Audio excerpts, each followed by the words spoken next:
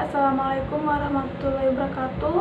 Perkenalkan, nama saya Maudi Fitriaulia, Stambuk B201-19-090, mahasiswa program studi sosiologi, Fakultas Ilmu Sosial dan Ilmu Politik, Universitas Tadulako.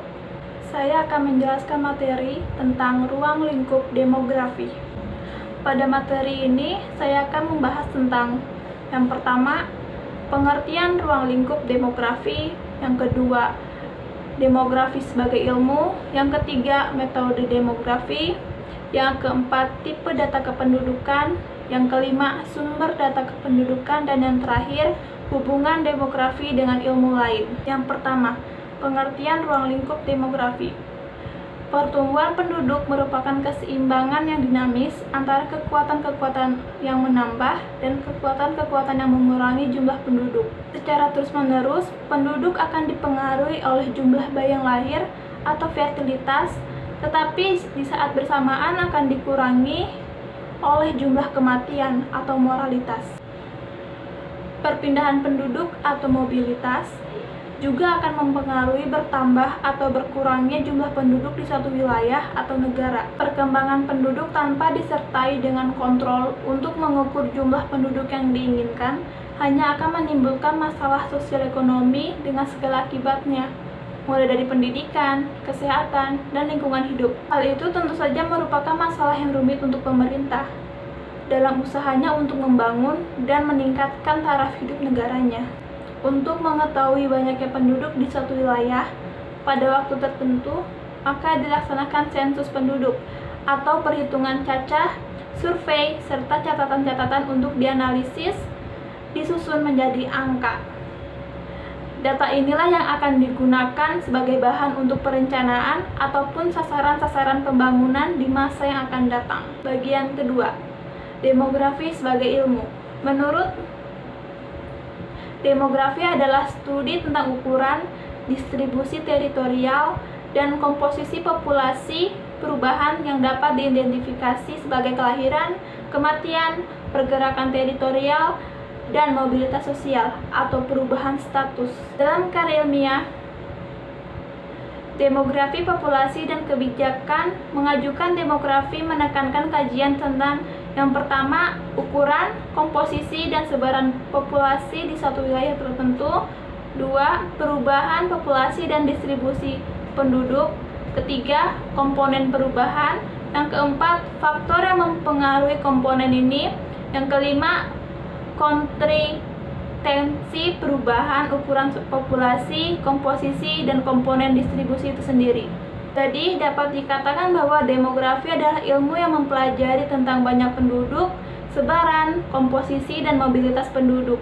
Studi kependudukan bertujuan untuk mendeskripsikan keunikan penduduk tertentu, menemukan permasalahan, dan mencari alternatif pemecahan masalah kependudukan.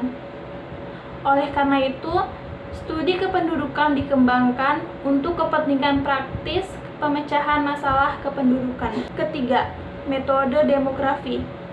Metode analisis yang digunakan adalah metode kuantitatif, yang merupakan pengolahan data kependudukan yang termasuk data kuantitatif, misalnya analisis komposisi penduduk berdasarkan kelompok umur, analisis rata-rata kelahiran dan kematian, dan sebagainya.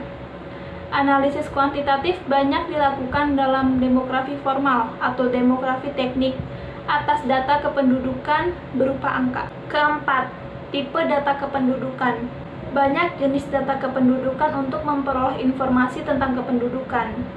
Charles Bingham dan Philip G. Susan mengajukan kategori atau tipe data kependudukan. 1. Population size atau jumlah penduduk. 2. Mortality atau kematian. 3. Fertility atau kelahiran. 4. Geografi, mobility atau migrasi. 5. Population distribusi atau sebaran penduduk. 6. Population karakteristik atau karakteristik penduduk. 1. Population size atau jumlah penduduk. Jumlah penduduk merupakan informasi kependudukan yang menyajikan jumlah penduduk di daerah atau wilayah tertentu pada waktu lalu, sekarang, dan yang akan datang. Analisis ini bertujuan untuk menemukan perubahan jumlah penduduk. 2. Mobility atau kematian.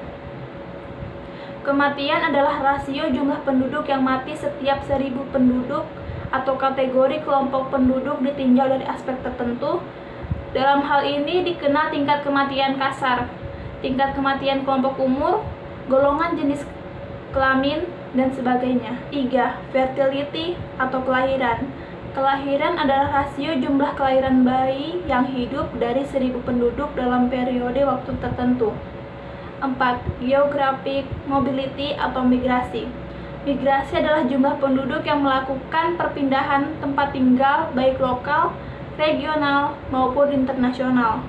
Migrasi dapat dibedakan menjadi 2, yaitu migrasi keluar atau out migration dan migrasi masuk atau in migration. Population distribution atau sebaran penduduk. Sebaran penduduk merupakan data yang merupakan informasi tentang persebaran tempat tinggal penduduk dan wilayah tertentu. Analisis sebaran penduduk bisa digunakan untuk menemukan kepadatan penduduk di suatu wilayah. 6. Population characteristic atau karakteristik penduduk. Data karakteristik penduduk memberikan informasi tentang identitas tertentu segolongan penduduk di daerah tertentu, seperti status keluarga, pendidikan, pekerjaan, pendapatan, atau karakteristik rasional, ekonomi, ataupun budaya. Jadi, kategori data penduduk, jumlah penduduk, moralitas, fertilitas, dan migrasi disebut faktor-faktor perubahan penduduk. 5. Sumber data kependudukan. Informasi kependudukan dapat diperoleh dari berbagai sumber data, mulai dari sensus, vital registration system, population register, sample household survey, dan public and private record. 1. Sensus. Sensus penduduk merupakan pencatatan seluruh penduduk secara serentak di suatu negara. Data sensus penduduk memberikan data lebih lengkap tentang kategori kependudukan, seperti jenis kelamin, status kekayaan, pendidikan, pekerjaan, dan sebagainya. Sensus penduduk biasanya dilakukan dalam periode 10 tahun. Di Indonesia, sensus penduduk pertama kali dilakukan pada tahun 1920 dengan jumlah penduduk 54 juta. Sedangkan pada tahun 2008 berjumlah 224.468 juta jiwa. 2. Vital registration. Vital registration merupakan pengumpulan data dan pengorganisasian catatan-catatan peristiwa penting dalam hidup individu, kelahiran, adopsi perkawinan, pisah ranjang, perceraian, dan kematian. 3. Population register. Population register adalah sistem penghitungan jumlah penduduk secara berkelanjutan yang memberikan informasi data individu, misalnya bentuk kartu data individu atau personal card, seperti kartu data penduduk, kartu anggota organisasi, kartu kredit, surat izin mengemudi, dan kartu profesional atau sebagainya. 4. Sample household survey. Sample household survey adalah sistem pencatatan penduduk secara kontinu dari sejumlah sampel penduduk. Sampel penduduk berupa rumah tangga yang dimiliki sebagai sampel yang mewakili dari keseluruhan jumlah rumah tangga di suatu daerah.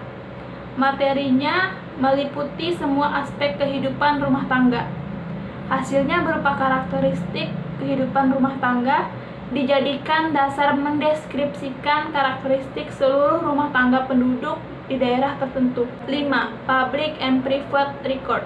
Public and private record atau data layanan umum dan pribadi bisa juga dijadikan sumber informan kependudukan. Gereja mendata penduduk yang menganut agama Nasrani. Rumah sakit mencatat data penduduk yang berkaitan dengan penyakit dan kematian dari pasien.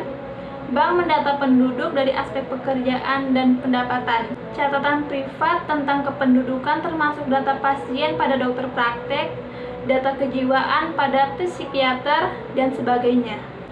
Keenam, hubungan demografi dengan ilmu lain. Demografi mempelajari manusia sebagai penduduk atau population. Penduduk mempunyai dimensi individu, budaya, sosial, dan tempat tinggal. Individu manusia harus dipandang sebagai pribadi atau personal yang terdiri dari dimensi jiwa dan raga. Fungsi-fungsi jiwa manusia dipelajari oleh psikologi secara mendalam. Raga atau rasa sakit timbul dari unsur-unsur materi atau fisik. Tertentu sistem fungsi organ dipelajari oleh biologi.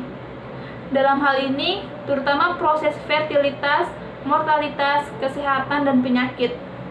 Manusia mempertahankan kelangsungan hidup selalu berinteraksi dengan lingkungan hidup, dipelajari oleh ekologi. Hidup bermasyarakat dipelajari oleh sosiologi. Kajian manusia secara holistik dipelajari oleh antropologi. Berdasarkan kajian dimensi manusia di atas, maka demografi menggunakan konsep teori dalam prinsip dari berbagai disiplin ilmu di atas. Sekian dari pemaparan saya, kurang dan lebihnya saya memohon maaf. Wabillahi taufiq wal hidayah. Wassalamualaikum warahmatullahi wabarakatuh.